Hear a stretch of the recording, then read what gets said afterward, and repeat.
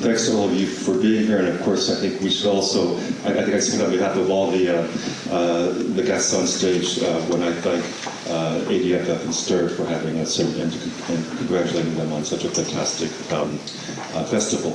Now, as you have heard, the topic for this afternoon is Can Craft Save the World? And of course, I think when we talk about craft, whether as a verb or a noun, it has long basically referred to things usually made, to the making of things usually. And those things have usually been made of natural materials and almost always by hand. Now, of course, in recent years, I think even recent decades, the definition of craft has greatly expanded to really encompass all sorts of things with the commonality of this notion of care that Ranjana was talking about. We talk about crafting films now, crafting cocktail menus, crafting proposals. And this afternoon, we're going to maybe take this a bit further and talk about craft thinking, once again prompted by the article in STIR that Ranjana referred to. Now, in that article, there was a distinction drawn between design thinking and craft thinking. Design thinking, I imagine many of you have at least heard of it. It's been around for quite a while. It gained popularity and more mainstream usage starting in the 90s, popularized mostly by, or most famously by the American global design consultancy IDEO and its chiefs David Kelly and then Tim Brown. But over the past 30 years, like anything that's had any longevity, it's been heavily criticized as well. Great things have come out of it, but also a lot of holes that have been poked into it as a methodology, as an approach that many say is a bit too reductive. It became, according to some, overly corporatized and overpromised, over-delivered by simplifying, by promising that you could solve almost all the world's problems, big or small, through this sort of six-step methodology. You set not only set unrealistic expectations, but the world is just more complicated than that. And this is also connected to this whole notion of design as a problem-solving exercise that has been so dominant as well. And I think many can argue that that has been a flawed way of thinking about design as well, especially when we're looking at problems that are too complex to be quote-unquote solved. So, we have amazing speakers today. If I could maybe start off, though, who are going to give us their own perspectives on what craft thinking means. Now, if you'll indulge me for one more second, you know, I've been around the block a little bit, and there are bad things that come with that because you realize how old you're getting, but there are nice things in that you, over time, you do see kind of ideas and terms coming back. And Sir Asanta Nadim, when she asked me to moderate this talk, did not know what I'm about to tell you, and I didn't know I was going to be moderating this talk. But in 2012, when I was living in Beijing and I was creative director for Beijing Design Week, I gave that year's Design Week the theme of craft thinking. Now this is, I'm sure I'm not the first person either who came up with that term, but in that context it was, China was going through sort of crazy hyper-growth, rapid development, 10% annual GDP, everything working at super speed. And so our use of craft thinking was as a signal to maybe slow down a bit. We were sort of rooting it in notions of authenticity, integrity, process making. A lot of amazing things were happening as China was going at warp speed, but a lot of mistakes, a lot of easily avoidable mistakes were also being made. And so we asked about a dozen designers, architects, and thinkers around the world what craft thinking meant to them, and this conversation was a nice reminder to maybe go back at that, and I'll just read a couple sentences to get us started. Li Hu, the architect the founder of open architecture in Beijing, wrote, "In the context of our ever faster and increasingly mechanized society, craft brings us back to patience, humanity, and cultural identity." And these are things that I think might resonate here as well. Lu Rei, another Chinese designer, said, "For me, craft thinking is not about serving industry, but rather people." The Brazilian designers Fernando and Humberto Campagna replied with, "For us, craft brings humanization to manufacturing."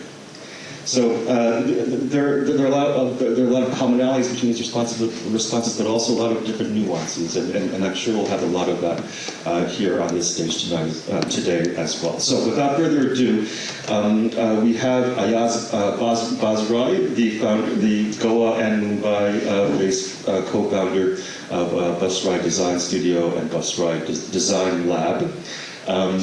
Karishma Swali, the creative director of Chanakya School of Craft. Samuel Ross, the founder of the London-based studio SRA, but also a Cold Wall. So if there are any fans of the Cold Wall here, you've got Samuel Ross before you.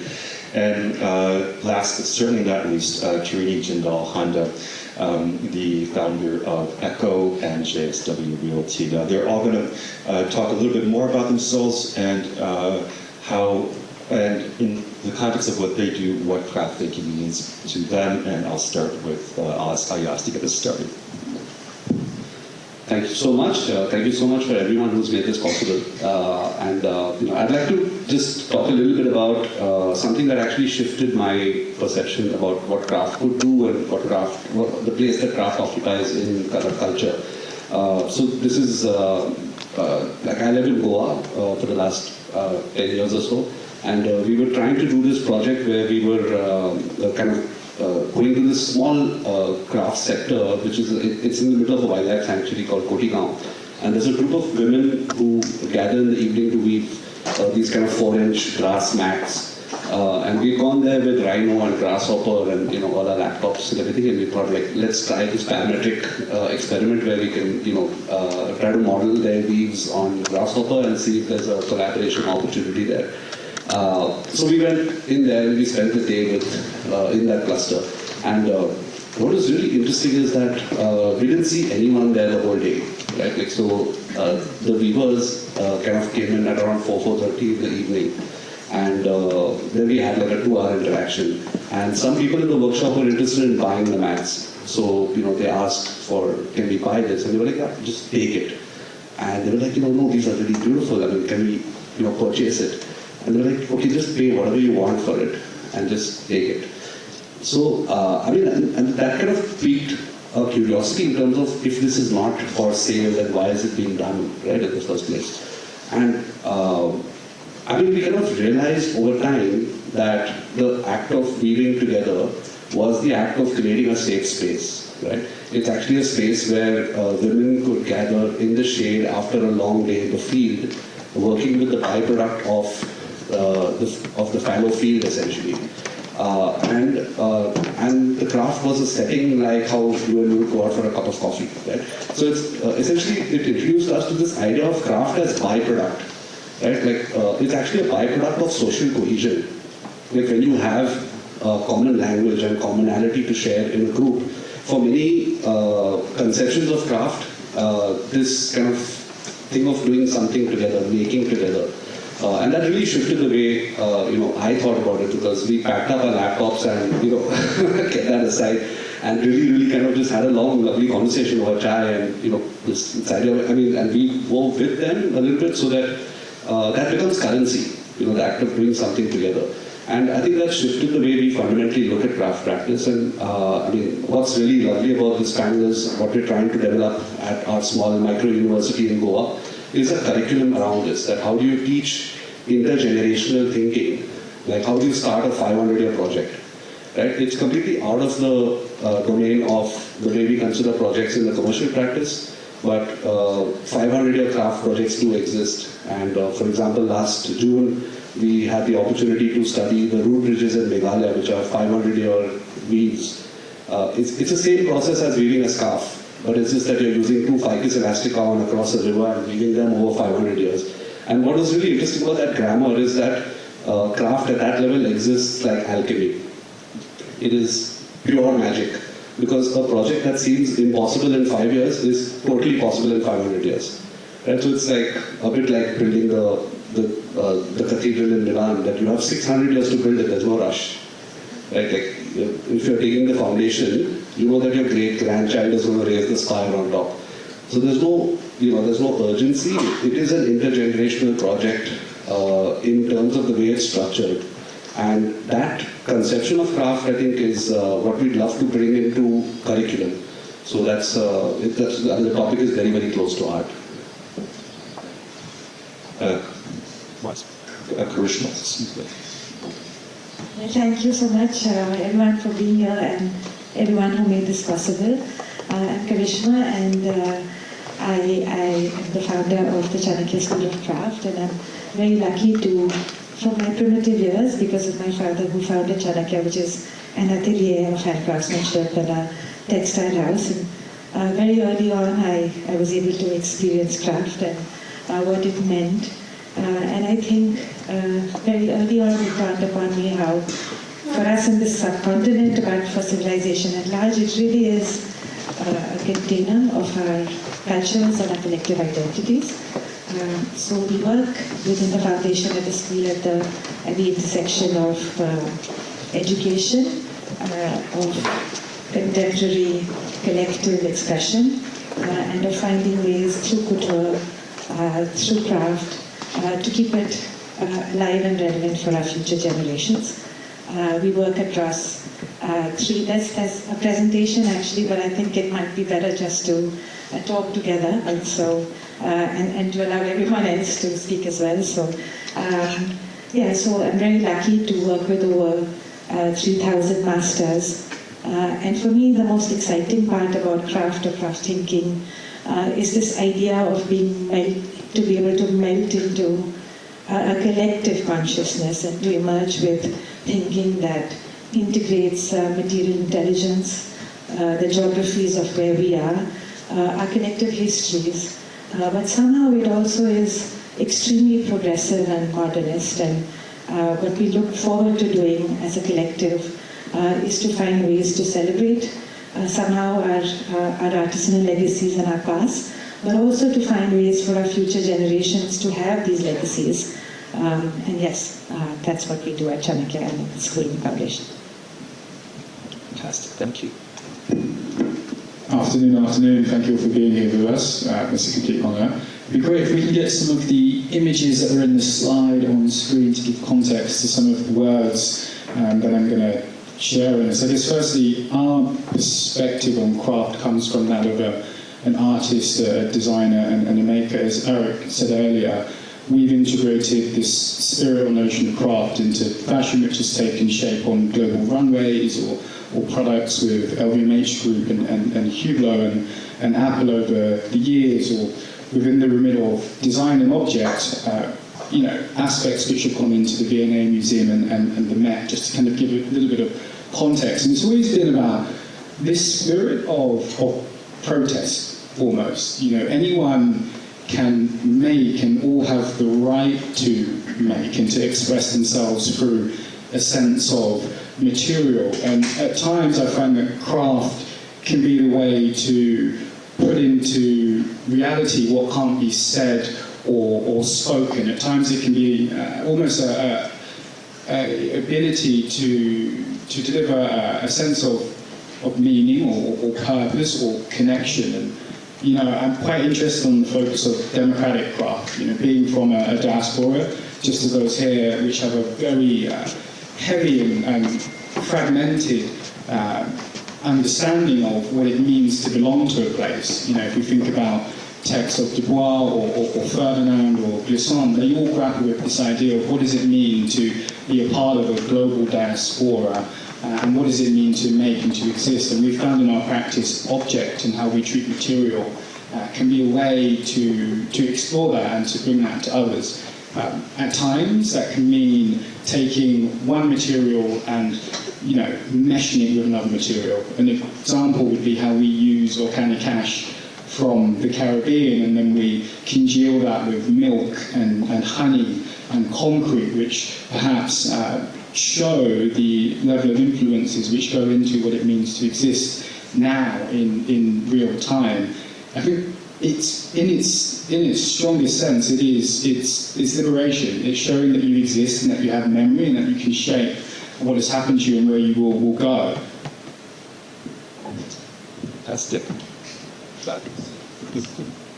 Hi, I'm Tarini, and it's a pleasure to be here, and thank you all for making the time to come and hear us speak.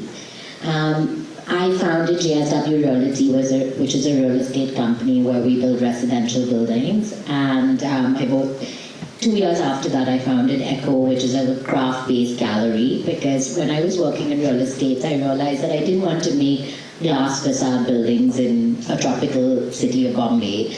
And I wanted to bring in the idea of the handmade and the idea of crafted buildings, because to me that's the ultimate luxury. And if I can just have the slideshow on, it might be easier to have some visuals. Waiting. And for me, so this building was our first building that we built, and this sort of inspired me to also start æquō. It's a building where the facade is made out of terracotta, and it was all hand extruded. And if we go on, we'll just, and these are some of the other projects that we're working on. Right. Okay. So again, Indian materiality is so beautiful and it has a really special place in my heart. So we intentionally, used banswara, teakwood, bronze, which is all found very locally. We didn't want to build a building which could sit anywhere in the world, but we wanted to contextualize it to Bombay. And so purposely we used materials which we're all used to living with and are very prevalent here. And then that inspired me also to co-found Hampi Art Labs, which is a creative space in Karnataka near the UNESCO World Heritage Site of Hampi, where we invite artists to come to explore that region of craft in Karnataka and also work on their own practices. So it's an artist residency inspired by the forms of the Tungabhadra River. And that brings me to æquō, which is a space I'm deeply passionate about. It was taking craft forms that have existed from centuries and contemporizing it, changing scales, having conversations, inviting artists from all over the world to intervene and see what we could do here in India. And this is an intervention we did with Bidri, which is an ancient craft, and we basically scaled it up to 6 foot tall panels, and this we did in Chhattisgarh with the Dokra community. So super contemporary, not very traditional Dokra, but it also, what I've learned in the process of working with craft at æquō is the conversation becomes really important, and it's a dialogue between the artist and the artisan, and both, I think, take a lot away from each other.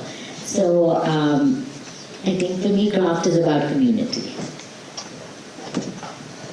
Thanks too much. Thanks so much to all of you. Sorry, my tongue isn't really cooperating this afternoon. It's fantastic to sort of hear all these different sort of manifestations of craft that I think draw from a similar approach, right? And maybe let's try to dive a little bit more into what that approach actually means. I mean, I think we all kind of can get the sense of this expanded notion of craft as a kind of vibe, right? It's sort of less hierarchical, more about sharing. It's more collective, more about empowerment, and maybe there are other sort of political and social dimensions to it. There's a long history of craft being used as a political and social mechanism. In the article by Katie Treggiden that prompted this talk, she asked, she's always asked, how do you scale it up? I mean, you referred to that a little bit just now, Tarini, but her answer in the article was, you can't. And part of the reason you can't is because we are very much entrenched in these sort of broader systems of capitalism and so on and so forth that may be that has contradictions with how craft actually works. Maybe if I can ask you guys to kind of sort of respond to that, because we're all, yeah, please. No, I kind of read and reread the article, and I feel maybe at the heart there's a different understanding of scale, right? Like what it means to scale. Like if you look at the way a tree scales, the tree has a central trunk and it scales in terms of its vertical growth, horizontal growth, and a tree can be killed if you cut the trunk off, and that's the end of the tree. But if we consider the way a mycelium scales or the way a bamboo grove scales, they're essentially infinite, right? And I think it comes from the root structure of it being rhizomatic, that it's a kind of a structure that is impervious to rupture. Every rupture is actually a signal of new growth, right? So I think there's a certain scale metaphor that we're missing a trick somewhere, because I feel the tree metaphor comes from the Industrial Revolution, where we understand scale as a pyramid. At the top there's hierarchy and then kind of branches down. But this is a very flat hierarchical structure, which to my mind is extremely symbolic of crafts practice. That there is a master craftsman and apprentice kind of a relationship. Once the apprentice has a voice, and that voice has to be trained, and we see this in even Qawwali, like in the gharanas of Qawwali, that you're not allowed to sing till you have achieved a certain level of respect and a certain level of etiquette. So there are all these internested cultural values that are important, and then that person can go and found his own troupe, and that's how it scales. So it's actually a node-based scaling. So I think it is scaling, but it's just not in the way a factory scales or the way like a government scales, for example. It's a very different kind of non-hierarchical scaling. Like it's the way a river overfloods its banks. It's a much flatter kind of a scale. It's a wonderful point. I never thought about it this way, but yes. So when we think about scaling craft, the way I look at it is that it can't happen without, deepening your roots before widening your horizons.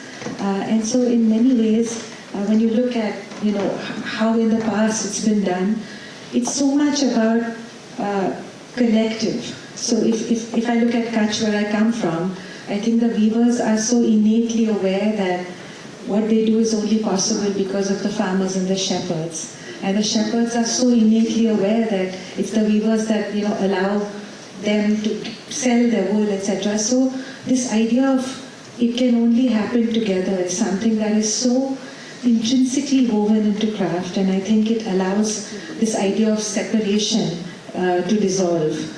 And anything that you look within the craft ecosystems is somehow innately also connected to the identities of those geographies, the histories, and with so much reverence really within the action. So much about aligning with the self.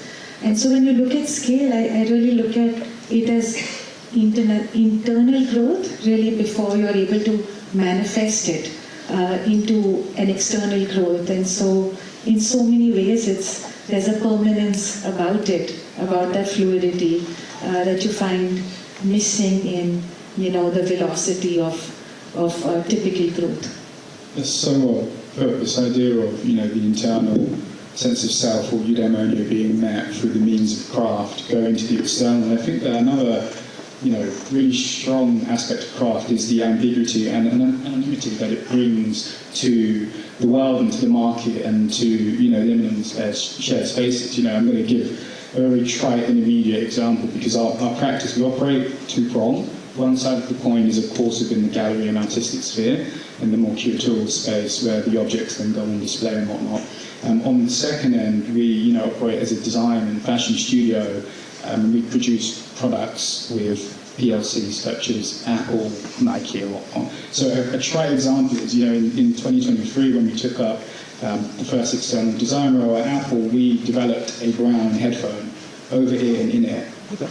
There had never been a brown headphone developed by one of the largest tech companies in the world. The sell-through of that product went on to be exponential and still lives in all Apple stores globally now. So at times, craft is fundamentally just a vessel for social messaging and communication. So perhaps that is an example where craft can be personified at scale. I mean, another example would be developing watches and tourbillons. We often take influence from shared environments that we all inhabit, which might be, let's say, the city of London or an industrialised meatpacking area, and we look at the cadences and aesthetics of that, and then we consolidate that into a particular grade of titanium, which might be brought to market. So I think it's depending on, craft doesn't always need to have a capital C. At some levels, it is about anonymous infiltration of sorts, and making sure that certain keystones are used and brought to market to not just offer representation, but sometimes just a slightly different view of the world. And fundamentally, craft seems to be about sharing those different orientations and perspectives. I mean, we don't have to go down the line further. And also, I really want to encourage you all to talk to each other. Can we get rolling images as well, so we can see everyone's work kind of ticking through? We're not really using the ticker that much, so someone will have to syncopate the pressing of the button, but I think it would be quite good for all. Well, I mean, let's talk about the sort of internal and external a little bit. I mean,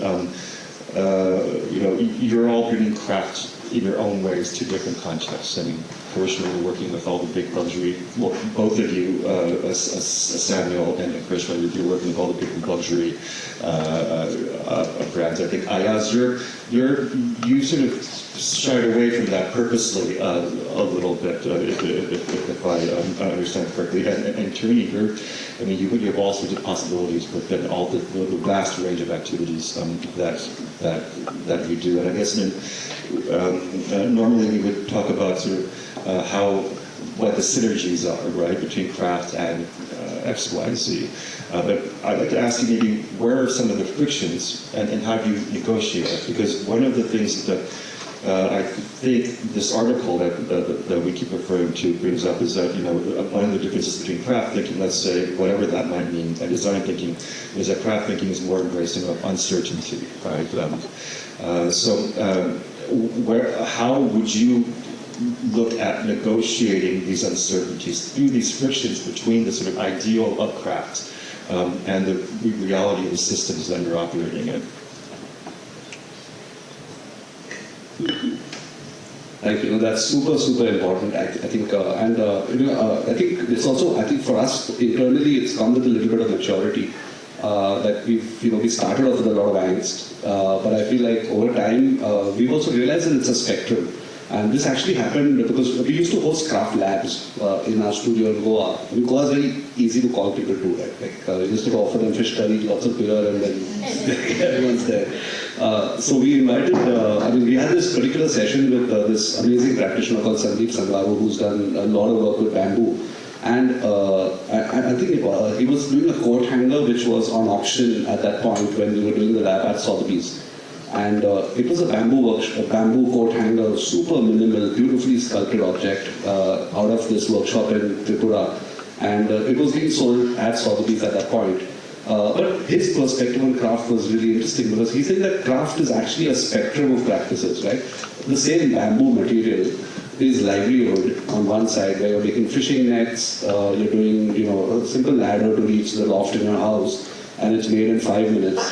And then this object is made over, like, say, 6 months with, steam bending and trying to not leave scorch marks on the bamboo and all of that. So I think this idea of having the same material at a home in Agartala, which is used to keep your dirty clothes, and on the other side in Sotheby's where it's being auctioned, I think that's the potential of craft, right? Like, you can have this this huge spectrum of opportunities in between.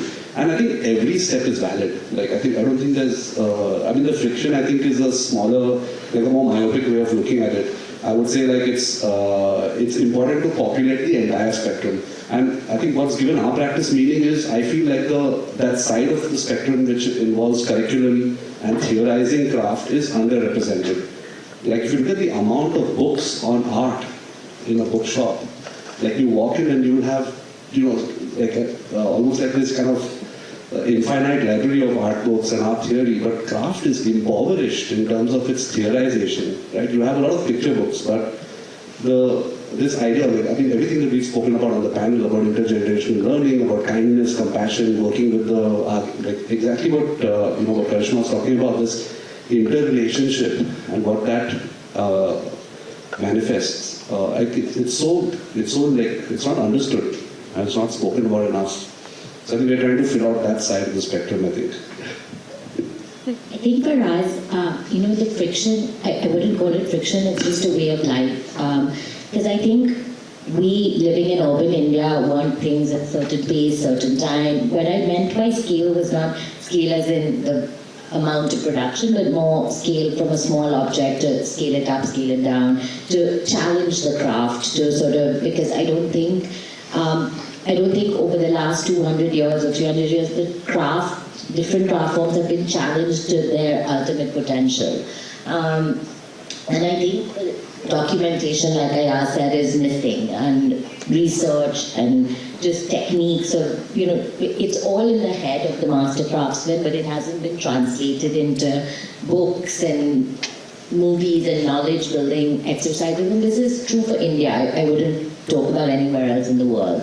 And I think coming from India, which is a country of the handmade, where every locality does something for themselves, really, because it was for, to reach that loft or to make their lives easier. I don't think they look at it as a craft form, but we from urban India come in and say, oh my God, that's beautiful, what can we do with it? And suddenly it takes this word craft. But so I think there's a lot of work to be done. It's slow design as well, and I think that's something which people have to understand, that they don't work at our pace, or and you have to respect that, because they can do things that we can't do. I can just interject really quickly, because what you just said, the other part of the quote from Lu Ray, the designer that I mentioned, who responded to our question, was craft thinking back in 2012, was in Chinese, the word craft and function share homonyms, and so we can say that craft should serve function. And just really similar to what I think you just said. I think for us the friction is in the lack of understanding really of what craft is. If you think about Indian histories, there is no specific word for art and craft, and all these separations maybe began later. And there's one large umbrella of color, which is basically creative thinking, which houses the fine arts and craft and anything that you're essentially the performing arts and music, and everything exists under this one large umbrella, allowing an interdisciplinary approach to naturally exist. I think when these separations began and these definitions came into play with, maybe Western contemporary art, and I feel this separation has in fact, or this hierarchical way of looking at it, somehow discounts what the universe of craft really is. Within it, there is no separation between, for me, the artist and the artisan. And in fact, it is perhaps, the most instinctive-led practice, within humanity. And we look at, very often it's misunderstood as an applied form because of the rigor that goes into what it is to become a master. But what we don't understand maybe is that after that rigorous foundation, there is a flow, and it's certainly as free-flowing or as instinctive as any other art form. And the more we begin to invest in it, like Tarini said, within India, even though it's our second largest economy, it's never been institutionalized. And when I began the school, now we're in our 10th year, we began by just academically documenting different craft forms within India. We're at 894 and we're nowhere close to done. And so the more you sort of get to know, you realize how little you really know. And for me, it's just incredibly fascinating. Let's continue with this, but first I would like to introduce the challenge to the audience that Ranjana mentioned about earlier. We have, if we can put the slide up for the word cloud, we would like to ask all of you what could a curriculum for craft thinking look like? So we sort of dissolved any sort of definition of craft and craft thinking already. Now we're going to ask you to help us put it back together by letting us know what you think a curriculum, how can we begin to define it in a way that also engages others and helps co-create and spread some of these knowledges around craft thinking. I think you just have to scan the QR code or go to menti.com and use the use code, the 8415447 that you see up there, and then please contribute to this word cloud that will start appearing, and then we will ask some of our we'll ask our speakers to give their thoughts on what you suggest. Okay. Good, we're seeing it already. So I think this question about sorry, Ayaz, did you want to say something? Yeah, I was just wondering about one thing, like, one of the implicit kind of advantages of craft thinking or craft consciousness or whatever one may call it, is I think it also points to a completely different way to organize society. Right, in terms of how we understand economics, how we understand scale, how we understand sustainability. I think all these ideas are almost baked into craft practice already. And one of the keys of, I guess, the academic, approaching it from this academic side is one can derive larger principles. Like just as a thought experiment, like these are things that used to happen in pre-colonial India. Like you'd have someone who got a stipend from the king, and his entire brief was just, be excellent. Right? So whether that excellence takes to, like if you read Swali, he was essentially writing about pre-colonial Indian crafts practice. And it's actually like, you could maybe make a sari, which would take you like, say, 45 years to weave. And then when you come to present it, if it's an excellent object, you get a pearl necklace. And that's your lifetime's, like the entire billing that you do as a design practice for a whole life, you get that in one necklace. And, that's it. That's one project, one lifetime, excellent object produced. And that's, it's, I think, a completely different way of looking at universal basic income, for example, right? This is like you get a plot of field, you get a couple of goats, a few chicken, a little bit of grain, and that's your sustenance and your universal basic income. And your big payout happens after 45 years of producing. If you don't produce excellence, you have to live with that chicken and goat and whatever. But if you produce an object of excellence, you get like, straight away. It is very interesting to think about in today's age with AI, are we actually rediscovering that kind of thing where a human life could be about a chase for excellence again, Absolutely. I think you touched on something really quite important there. And I think as, like a black British Caribbean who comes from a very young diaspora, the elders from my family only arrived into the UK in the very early 1960s. We look towards the Indian diaspora having such a strong consecrated sense of eudaimonia through craft, through object, through making, and through that pronouncing itself through, I guess, establishing a sense of meaning. When it comes to making, as a young artist and designer, a young maker, we're almost looking at ensuring that the objects that we produce offer some type of like cognizance or manifesto of sorts, in terms of ensuring that we're covering enough ideologies that support the work of texts mentioned earlier from Franz Fanon or Edward Glissant or others, to give an actual context of what can be from a diasporic stance. And I think being here in India, of course, as a studio and being in dialogue with Amit and Samta over the past few years, it's really a case of one diaspora actually learning from another diaspora of how craft can mature to establish a sense of self and identity and politic. So I feel like the word cloud's about to explode. You guys are so good and quick. I think I caught the word empathy popping up there. I don't know where it is now, and I thought maybe we could start with that, because that is actually the first step of the design thinking methodology. So let's ask our speakers, how would we integrate empathy into a craft thinking curriculum? How do you teach empathy, or how do you bring empathy into your work and your businesses? I think that if you actually were a practitioner, it's impossible not to be that. Because craft begins with a value-based approach. And before you are a master while you do your riyaz, naturally values are integrated into education, so things like courage or character or devotion or empathy, it's impossible to really be a craft thinker without having practiced those values.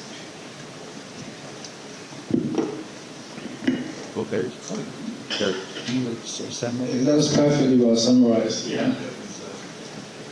Pretty good. Okay. Well, let's see. How about, there was, we touched on this before, but we touched on this already, but I see autonomy within a system, which is kind of an interesting thing, because we've been talking about craft as a system of interrelationships, but like where does maybe autonomy come into this, you know, maybe not one or the other, like what things need to be protected from the world or systems that we want to engage with, while still having some kind of positive impact on that. I think I'm not sure of the protectionism because I think it's also like craft. I mean, over its many years, like, and in fact, the more you read about the weird stuff that's happened in the history of craft, like the patola sari story is bizarre. Like there's a war that happened over a set of artisans who were relocated because there was a rumor that the king who was sending the patolas was essentially having sex on the textile and then sending it across as a as just like a mark of disrespect to the other king. And then this guy heard it from a clairvoyant priest, and he goes and wages war on this other kingdom and gets all those weavers to Patan, where that's how the birth of the patola sari is moved from one place, from Maharashtra to Patan. So craft has actually been the cause of wars, and it's a massive mutation. Because like suddenly you have geographical relocation, different patron, all of that. And I think with this insane demand for excellence, like a lot of the Mughal queens had this crazy demand of excellence because you'll be smoking a lot of opium, and then you have like these visions of divinity after reading the Quran and opium, and then you have these kind of, I need something which is so fine that it should make me feel like I'm this or whatever, and then the craft person has to respond to that insane demand, right?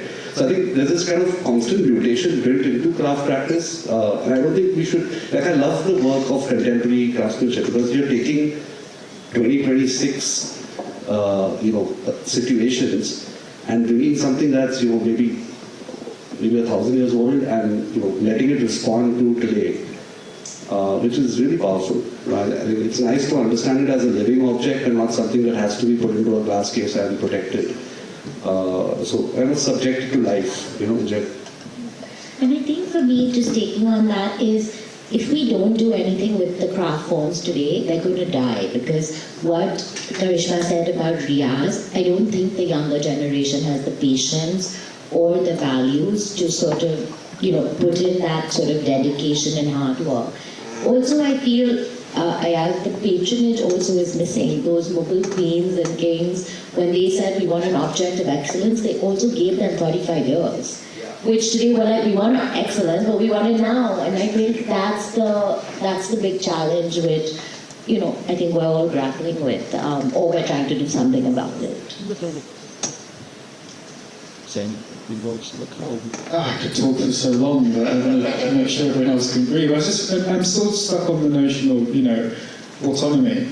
At times autonomy doesn't need to be a form of, violence or impact or aggression. At times it's more so just an expression of one's sense of liberty amongst an ecosystem, and I think that kind of exists both in commercial strata as well as it does within the remit of the liberal arts. And at its core, it goes back down to the notion of craft really being the fulfillment of eudaimonia, a sense of self, and being able to simply exist and not have to explain, or at times not be in contention to what one might quote as the ruling powers of contemporary culture.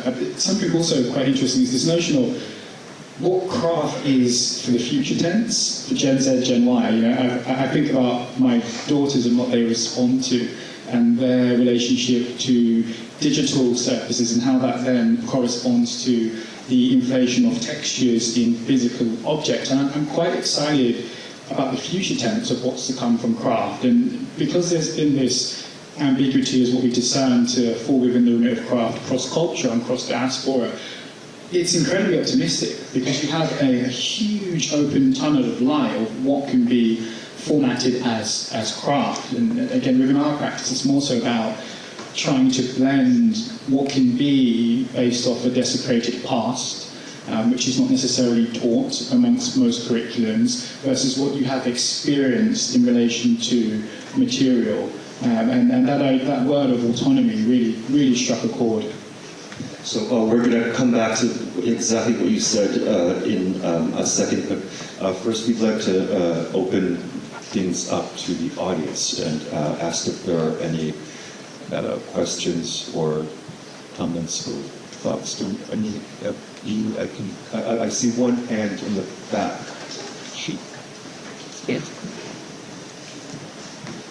I see two. So way in the back first, and then the gentleman in the black and white shirt. Hi, it was a wonderful conversation. So I really want to ask, there's a famous saying, the earth without art and craft is just a rock. That's really one of the reasons we want to make it intergenerational, so it doesn't stop and art doesn't die out. So I really want to ask, from one of the images I have seen displayed, what are your thoughts on display of collectible art, where we actually display different scales, different art forms together for the future generations. So it continues ahead and people take it forward and do these displays so it doesn't die out clearly.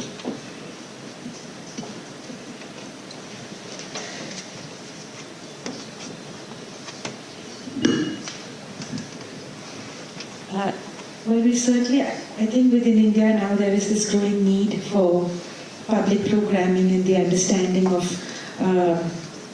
people, generations, younger generations having access to what these textile histories or craft histories may have been.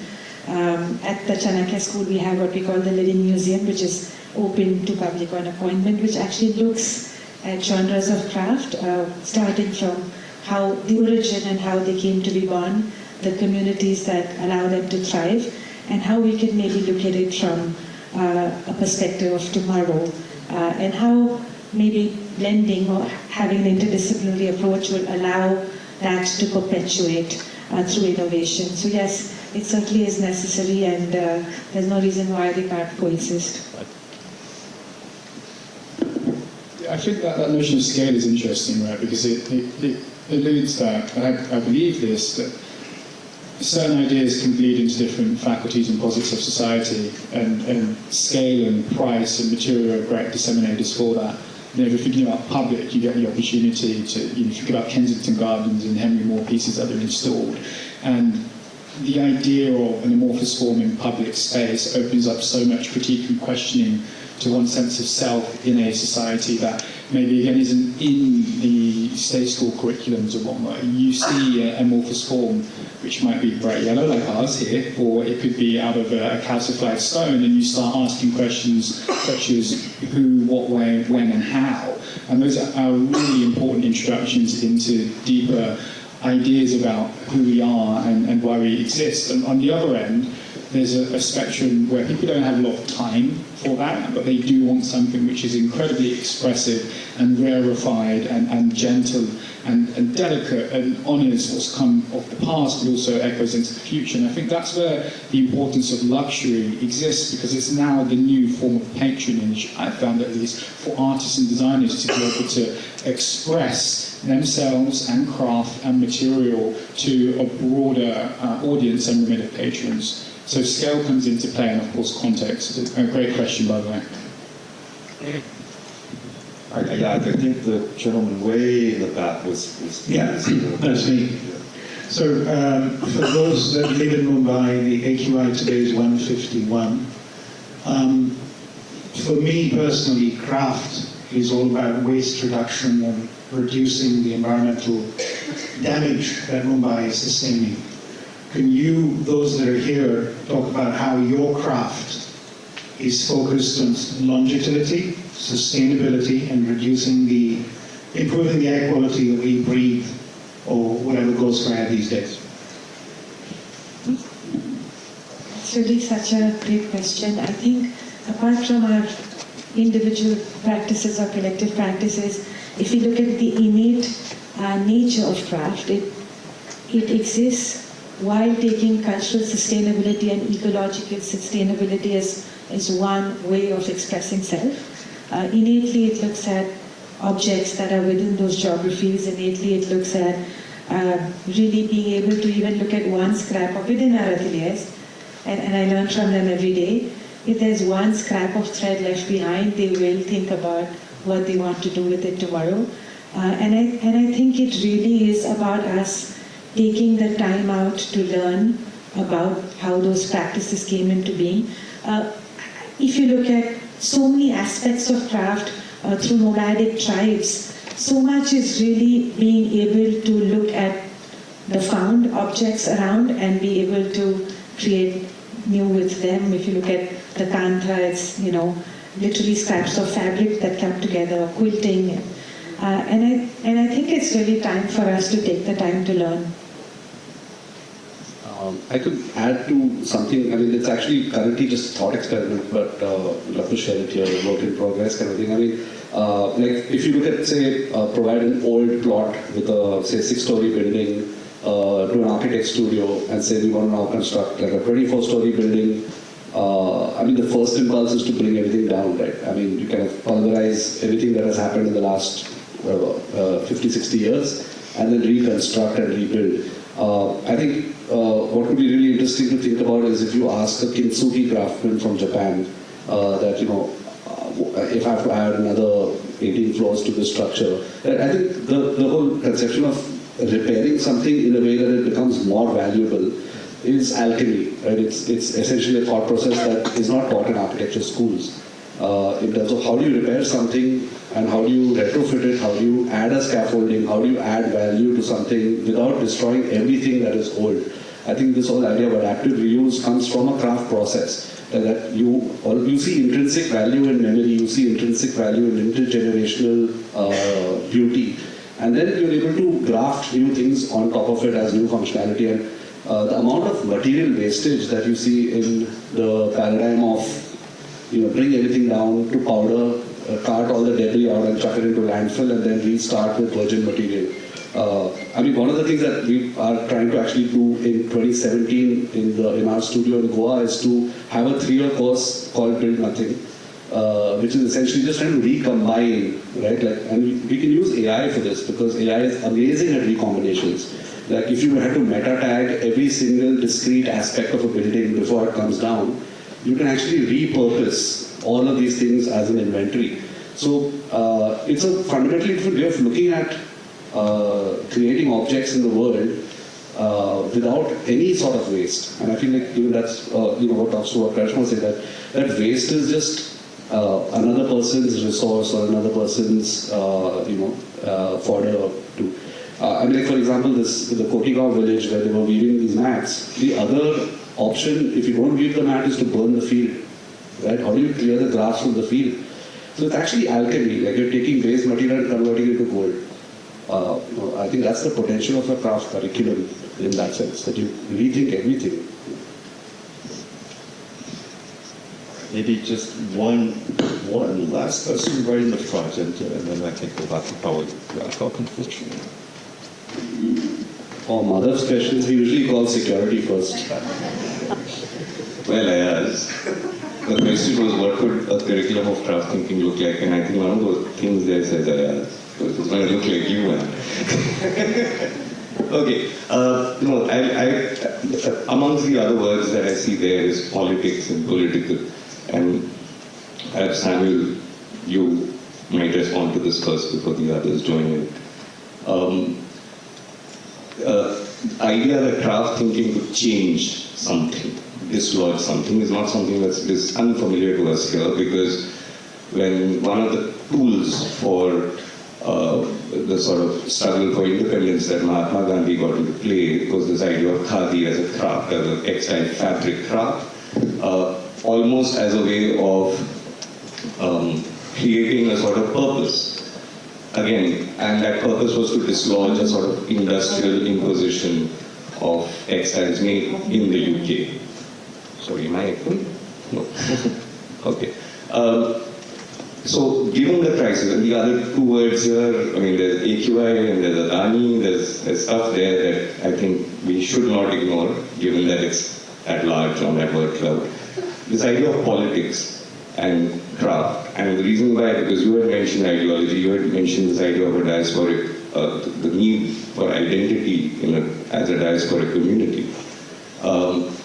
I'd like you all to perhaps think a little bit and talk a little bit about this idea of resistance, resilience, which is like the step forward. I think you all designers need to think about beyond sustainability now is really resilience, because climate change is undeniable.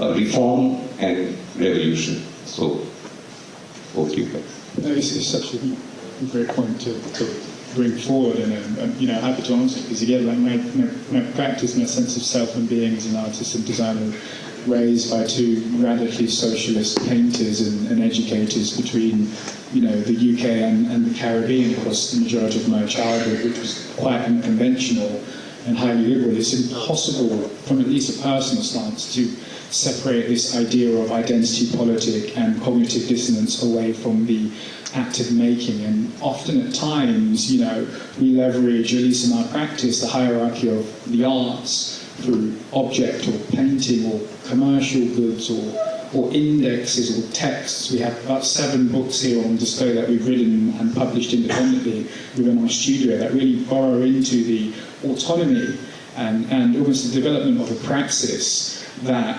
craft can conjure and bring forward. It's one of the only last levers of, to a certain degree, autonomy from a physical standpoint that the underclass and the working class that I, of course, have come from and see myself endearingly belonging to, have to conjure, as you said earlier, from an alchemaic standpoint, wealth and goods which can be traded residually, which can then fundamentally go into funding more important and at times enlightened matters that we all need to, make sure that we are combating to a degree. And we've kind of, to not just say these as, pieces of prose and ethical words and poetics. For the past 6 to 7 years, we've been taking apportioned profits from both of the companies that Aric cited, that I founded, and we've put them into not-for-profits that we've actually established. The Black British Artist Grants Programme, and that's gone into funding 65 artists and designers and young entrepreneurs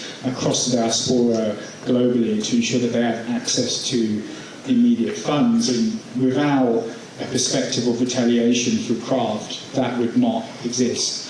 And this idea of residual change and being a ghost in a machine from craft, I believe it to be true. That program started grassroots, as did the first 2 businesses, with no funding at all, which has now gone on to partner with Sotheby's, the Royal College of Art, and all these institutions, fundamentally, slowly and gradually changing the makeup of how we look at what a maker is and what is one that can be within the arts. Great. I think on that note, we are... that might just be me. Yes. Wow.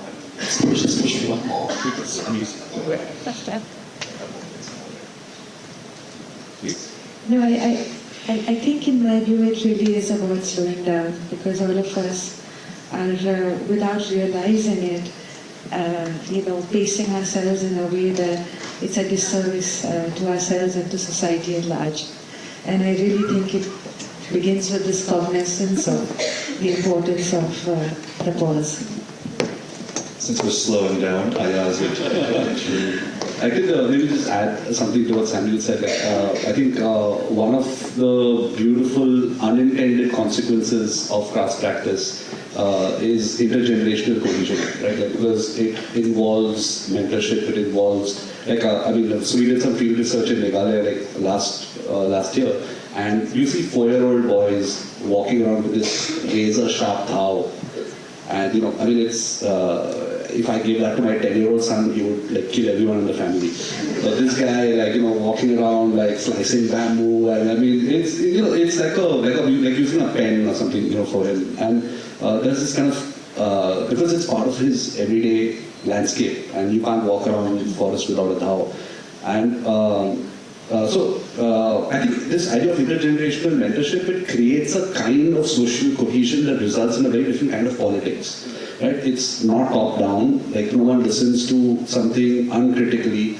Everything is negotiated, everything is discussed, sometimes over tea, and it's a very congenial kind of politics which you see in the kind of more rural settings.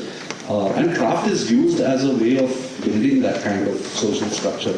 So I think it definitely offers like a different view into how politics emerges from the ground up. Like like in the urban situation, politics is something that you fear. Like you have this kind of very visceral kind of shiver when someone says the word. But I think that's very accessible. I mean, the chief person is like maybe your grandfather or grandfather's friend. I think there's a very different kind of politics that's enabled by these craft clusters. Yeah. I think also, at least the crafts of India are super contextual to the location. Like the boy in Meghalaya can't go to Goa or can't go to Pondicherry, and the weavers, they are weaving for a purpose because those weeds are going to otherwise be burned. So I think for me the curriculum is also about going to different places rather than them coming to us, because for us in India the craft is super contextual to the place and they're solving a problem for that place. So I think it's about maybe building a school which travels, or I don't know, curriculum that travels. Thank you. So on that note, I mean, this panel asked, can craft save the world? And of course, the answer is no, but yes, but no.